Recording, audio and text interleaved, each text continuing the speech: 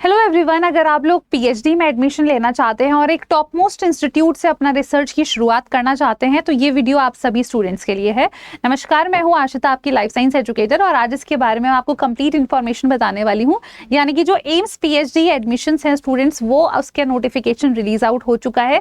किन बातों पर हमें ध्यान रखना है, किस तरीके से एग्जाम पैटर्न होने वाला है, ये सभी कंप्लीट डिटेल्स हम लोग इस वीडियो में कवर अप करने वाले हैं। चलिए शुरुआत करते हैं स्टूडेंट्स। तो यहाँ पर आप सबसे पहले तो ध्यान दीजिए, जो लास्ट डेट है वो क्या है, वो आपको मेंशन करी गई है। यानी कि 15 सितंबर आपकी लास्ट डेट है। 5 बजे तक, शाम तक आप इसका फॉर्म भर सकते हैं। अगर हम बात करें जो करेक्शन के लिए आपको आखिरी मौका दिया जाएगा, वो दिया जाएगा 22 सितंबर को, और इसका टाइमिंग भी 5 बजे का रहेगा। यहाँ पर जो आपके पास एडमिट कार्ड जो रिलीज होगा, जिसमें आपको सेंटर, रोल नंबर, ये सभी डिटेल्स दी जाएंगे, वो 24 सितंबर को रिलीज होगा। यहाँ पर नेक्स्ट अगर आप देख सकते हैं, जो आपका टेस्ट होने वाला है वो आपका सीबीटी मोड में होगा। जो एक्सपेक्टेड डेट है रिजल्ट डिक्लेरेशन की, वो 9 अक्टूबर की होगी। फाइनल रिजल्ट जो आएगा वो 31 अक्टूबर को आएगा। और यहाँ पर जो लास्ट डेट रहेगी आपके लिए ज्वाइन करने के लिए पीएचडी प्रोग्राम, वो रहेगी 22 नवंबर। अब अगर हम बात करें कि इसका एडवर्टीजमेंट, ऑफिशियल एडवर्टीजमेंट, तो यहाँ पर आपको ऑफिशियल एडवर्टीजमेंट दे रखा है, जिसमें मेंशन है कि all India institute of medical sciences new Delhi invite कर रहा है online application for entrance exam, जो कि सीबीटी मोड पर होगा।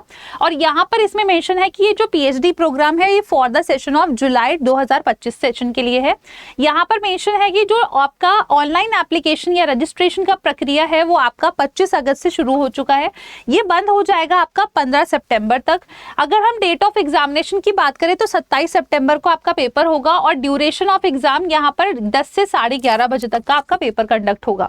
अब यहाँ पर ये चीज डिटेल्स जो है कि अगर हम बात करें, जो आपका 10 से 11:30 तक का पेपर होगा, लगभग 90 मिनट्स का आपका जो पेपर है वो होगा, जिसमें स्टेज 1 और स्टेज 2 आपको दोनों के लिए अपीयर होना पड़ेगा।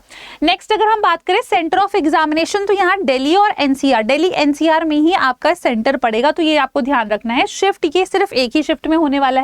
टाइमिंग आपको बता दी गई है। लैंग्वेज ऑफ पेपर आपका सिर्फ और सिर्फ इंग्लिश रहेगा।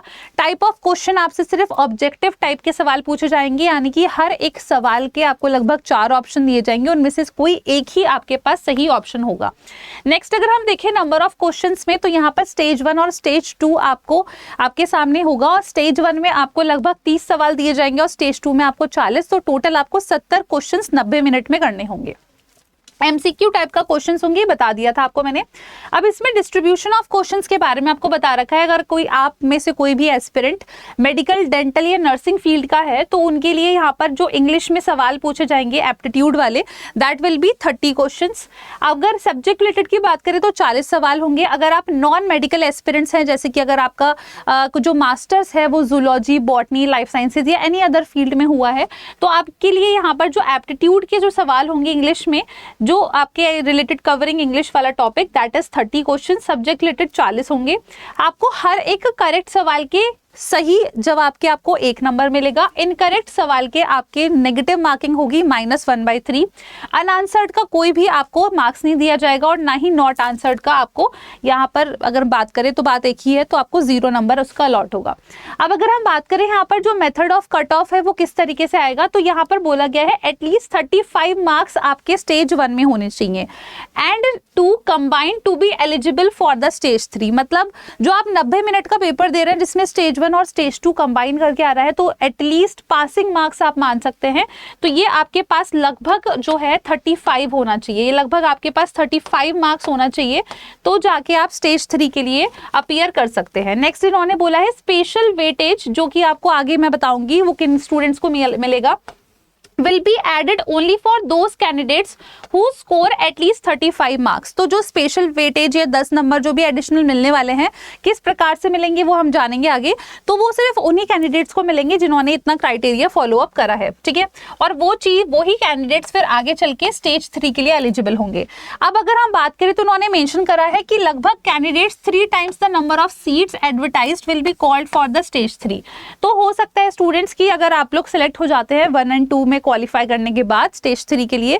तो यहाँ पर इन्होंने पहले ही मेंशन कर दिया है कि इसका मतलब एश्योरेंस नहीं है कि आपका सिलेक्शन पक्का है। स्टेज 3 में जो ये लोग कैंडिडेट्स जो इन्वाइट कर रहे हैं वो लगभग 3 गुना ज़्यादा इन्वाइट कर रहे हैं as per the seats. Next अगर हम बात करें, अगर कोई भी स्टूडेंट जो है उसका टाई हो जाता है किसी भी कैंडिडेट के साथ मार्क्स, तो जो भी कैंडिडेट जिसका भी डेट ऑफ बर्थ या आप कह सकते हो जो बड़ा कैंडिडेट होगा एज वाइज उसको प्रेफरेंस दी जाएगी।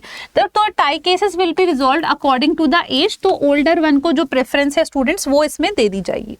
नेक्स्ट अगर हम बात करें स्टूडेंट्स, अगर कोई candidate appearing in more than one subject तो उसको यही सब कंडीशंस फॉलो करनी पड़ेगी। जैसे स्टेज 1 में उसके पास अगेन जो लगभग आप कह सकते हैं 30 MCQ उसको दिए जाएंगे इंग्लिश रिलेटेड, 40 मिनट का ये होगा। स्टेज 2 जो है रहेगा स्टूडेंट्स उसमें 40 MCQ रहेंगे और ये लगभग आपका 50 मिनट का रहेगा। तो टोटल एग्जामिनेशन टाइम जो रहेगा वो आपका लगभग 90 मिनट का रहेगा, जिसमें आपको 70 MCQ जो है वो सॉल्व करने होंगे। तो ये आप ध्यान रखिएगा, स्टेज 1 और स्टेज 2 में इनका जो टाइमिंग का डिवीजन है that is 40 minutes for stage 1 and stage 2 के लिए लगभग 50 मिनट इन्होंने रखा है। नेक्स्ट अगर हम बात करें स्टूडेंट्स तो कितनी सीट्स अवेलेबल है, तो इसके बारे में भी आपको कंप्लीट डिटेल्स दी गई हैं। बस यहाँ पर आपको ध्यान रखना है सीट्स का इन्होंने डिवीजन कर रखा है। डिवीजन किस तरीके से है, एक इन्होंने बताया है कि यहाँ पर जो कुछ सीट्स हैं वो है आपकी टोटली फंडेड। टोटली फंडेड मतलब seats available to all candidates, these seats have funds available in the project. मतलब आपको जो भी आपके मान लेते हैं कि अगर आप रिसर्च कर रहे हैं तो इसमें जो भी फंडिंग होगी रिसर्च रिलेटेड तो उसके फंड्स उनके पास ऑलरेडी हैं। जैसे कि एनाटॉमी में है, बायोकेमिस्ट्री में है, बायोफिजिक्स में नहीं है तो इन्होंने 0 लिख दिया है इस तरीके से। अब देखो नेक्स्ट क्या लिखा है, seats available only to candidates who have their own government fellowship. मतलब आपके पास अगर आपके पास कोई CSIR रिलेटेड DBT या इस तरीके से आपने कोई भी फेलोशिप रिलेटेड एग्जाम दिया है, क्वालिफाई करा है, JRF हो चुका है आपका, तो आपके लिए भी यहाँ पर सीट रखी गई है। बस उसमें इन्होंने मेंशन कर दिया कि फेलोशिप आपको जो भी आपकी आपने जो भी एग्जामिनेशन क्वालिफाई करा है उसके थ्रू आपको आपका फेलोशिप मिलेगा। तो यहाँ आप टोटल सीट्स जो है इस तरीके से देख सकते हैं, ये पूरा का पूरा आपका प्रोस्पेक्टस में अवेलेबल है स्टूडेंट्स। जैसे एंडोक्राइनोलॉजी, मेटाबॉलिज्म, बायोकेमिस्ट्री, एनाटॉमी और आपका बायोटेक्नोलॉजी, इसी तरीके से आपको और भी सारे फील्ड्स हैं, न्यूरोसर्जरी, ये सब तो काफ़ी रिस्ट्रिक्टेड हो जाएंगे। तो आपके लिए यहाँ पर आप देख सकते हैं तो टोटल सीट्स जो एम्स यहाँ पर कंडक्ट करा रहा है, जिसके लिए टेस्ट जो कंडक्ट करा रहा है that is your total 90 seats यहाँ पर टोटल मौजूद है। नेक्स्ट अगर हम बात करें स्टूडेंट्स तो आपको यहाँ पर ध्यान रखना है कि जो सिलेक्शन मेथड है वो क्या रहेगा। तो स्टेज 1 और 2 इसमें हमने अभी देखा था कि को मिनिमम मार्क्स 35 चाहिए in order to appear in your third stage. तो इसमें इन्होंने मेंशन कर रखा है कि स्टेज 1 में 30 मार्क्स और जो आपका इसमें जो सवाल आपको दिए जाएंगे वो लगभग इंग्लिश रिलेटेड होंगे, जो कि हमने ऑलरेडी बात कर ली है। इसमें आपको बस ध्यान रखना है कि इंग्लिश वाले पार्ट में आपकी रिटन और वर्बल स्किल्स चेक होगी, साथ ही में ये लोग इंक्लूड करेंगे कुछ बायोस्टैट्स के भी सवाल, रिसर्च मेथोडोलॉजी के, सेल बायोलॉजी के एंड लैब टेक्नोलॉजी, तो ये सब सवाल भी इसमें इंक्लूडेड हो सकते हैं। स्टेज 2 जो आपका लगभग 40 नंबर का होने वाला है, ये आपका सब्जेक्ट वाइज होगा।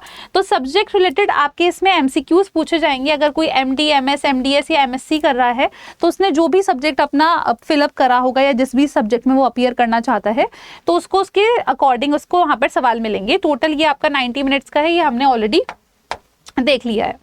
नेक्स्ट अगर हम लोग बात करें स्टूडेंट्स तो ये चीज मैंने आपको बताई थी कि स्टेज 3 में only those candidates will be called जो कि 1 और 2 क्वालिफाई कर चुके हैं। तो यहाँ पर वही चीज लिखा है, candidates must score at least 35 marks, और अगर आपके उतने नहीं आते हैं तो आपको स्टेज 3 के लिए नहीं बुलाया जाएगा।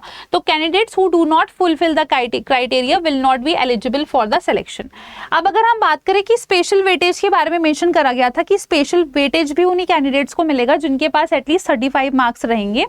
तो यहाँ पर वो स्पेशल वेटेज क्या है, तो अगर आप मेडिकल, डेंटल या नर्सिंग कैंडिडेट्स हैं तो आपको 10 मार्क्स जो हैं वो ऐड कर दिए जाएंगे आपके टोटल स्कोर में। मतलब अगर आपके मिनिमम स्कोर ही 35 है और प्लस 10 आप कर दो तो 45 मार्क्स आपके ऐसे बन जाएंगे। Who fulfil both of the following, मतलब एक तो वो एलिजिबल हो जाएंगे आपके थर्ड कैटेगरी में अपीयर करने के लिए, और उनके पास कोई मेडिकल डिग्री होनी चाहिए, MBBS, BDS, ये सब में से कोई एक डिग्री होनी चाहिए।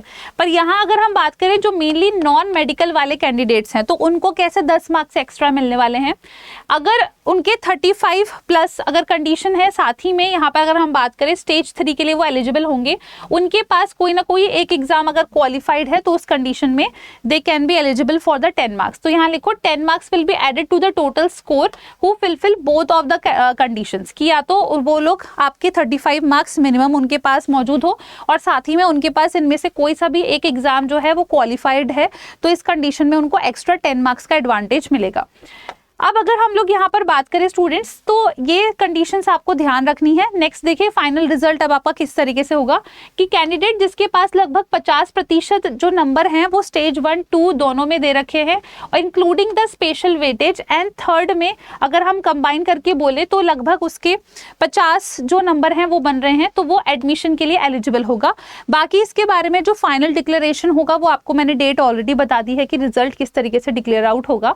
अगर हम बात करें स्टूडेंट्स की यहाँ पर आप लोग का जो इवेल्युएशन मेथड था जिसमें स्टेज 1 और 2 कवर हो रहा था, तो इसमें मैंने आपको ऑलरेडी बताया था कि अगर आप हर एक जो आप सही जवाब देंगे तो उसके आपको +1 मार्क्स मिलेंगे, रॉन्ग के लिए आपके -1/3 डिडक्ट हो जाएंगे, अनआंसर्ड और रिव्यू के लिए आपको 0 मार्क्स अलॉट होंगे।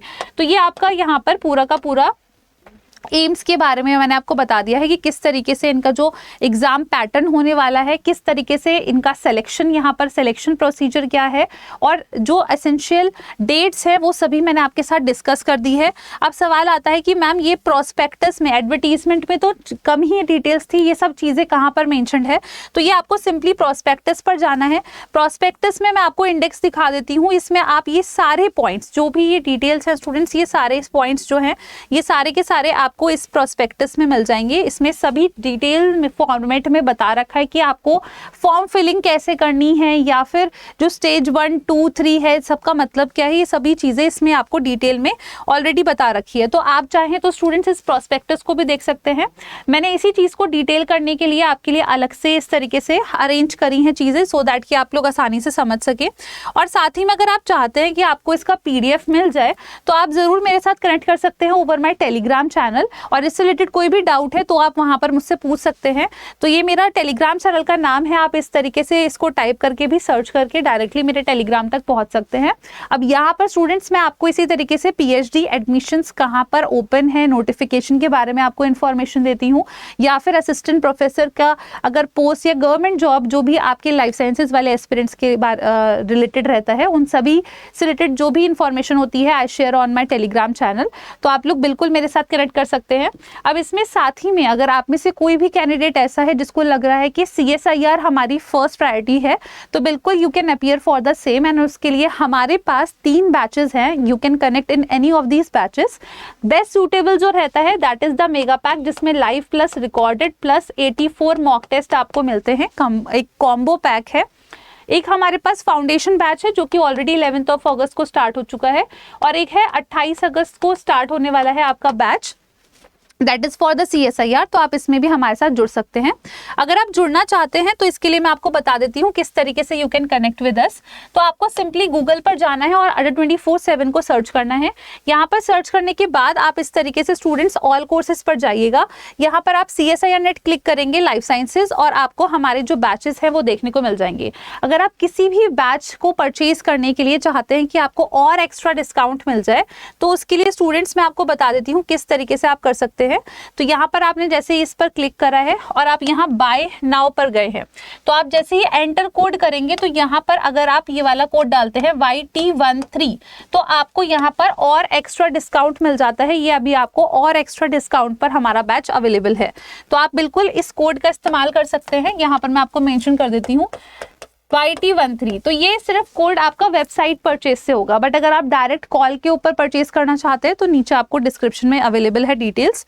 और अगर आप चाहते हैं स्टूडेंट्स कि आपको एम्स वाला PDF मिल जाए, तो you can connect with me और ओवर माई टेलीग्राम चैनल, तो वहाँ पर आपको इसका PDF भी मिल जाएगा। और अगर आप चाहते हैं कि ये जो स्लाइड्स मैंने मेंशन करी हैं ये आपको चाहिए, तो उसके लिए आपको सिंपली कमेंट करना पड़ेगा।